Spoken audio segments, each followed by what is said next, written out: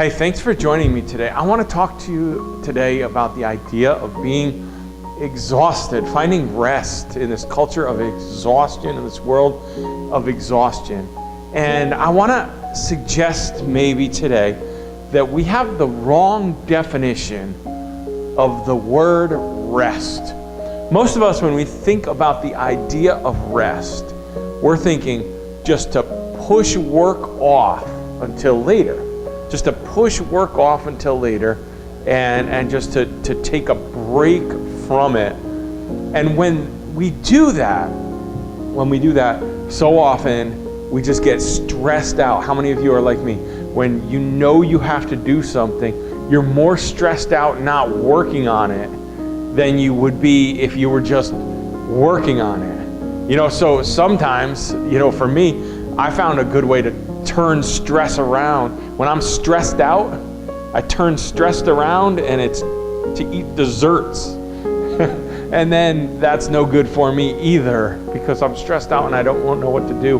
And then I make bad decisions. I don't know what kind of bad decisions you make when you're stressed out from being too busy and trying to push work off and then just being stressed out that you're not doing that work because you're supposed to be taking a rest. And so I think that God has a bigger idea of rest for us. On Sunday we read a verse from Matthew 11 that said, "Come to me, you who are weary and burdened, and I will give you rest.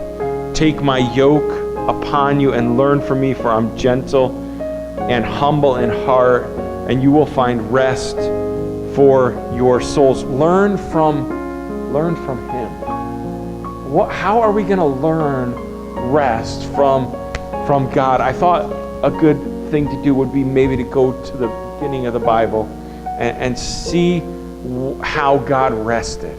The Bible gives the story of creation, and at the end of the story of creation, it says God rested. Genesis 2, verse 2 says, "By the seventh day, God had finished the work he'd been doing. So on the seventh day, he rested from all his work."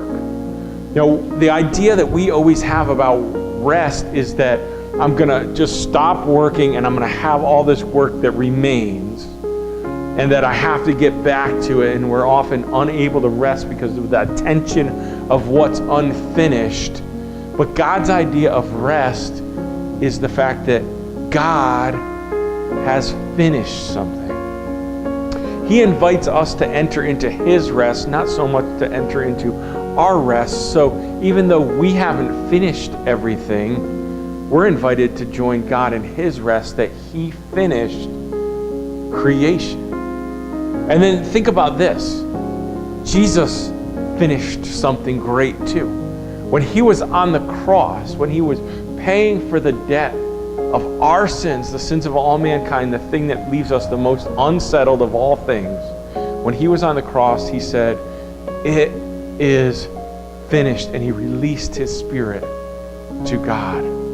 What if rest isn't so much us taking a break from our work as it is sitting back and saying, you know what? God finished the greatest thing in creation, which includes creating me and giving me a plan.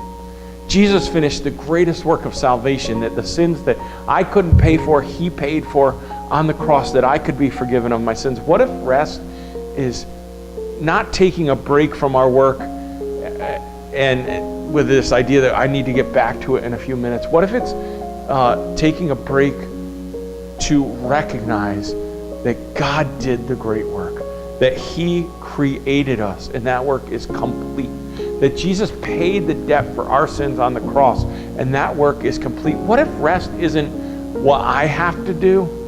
What if rest is recognizing what He did and what He completed? How would that change my soul and my spirit? How would that change my stress? How would that change my anxiousness to take on what is waiting before me today and tomorrow and the next day? Because if you're anything like me, I never finish my checklist. And there's always something waiting for me to get back to. If my completing those tasks has any indication of how much rest I'm going to have, I'm never going to rest again for the rest of my life. But what if my rest isn't found in what I complete, but it's found in recognizing what God has completed? We talked a lot about this on Sunday. This Sunday, we're going to jump into it some more. We're going to take this message a little bit further because I think we need it so much. But today, let me just encourage you in this. Maybe you say, I can't find time for a break. I can't find time to rest. Let me just challenge you to take his yoke upon you, to take his burden upon you, and find out how light it is. What if you just took some time to worship and to recognize the great work that God did in creation and the great work God did in salvation as he came to offer us forgiveness of sins? Just, I don't care how long it is, just stop working. Just stop working and thank him for making you and thank him for saving you.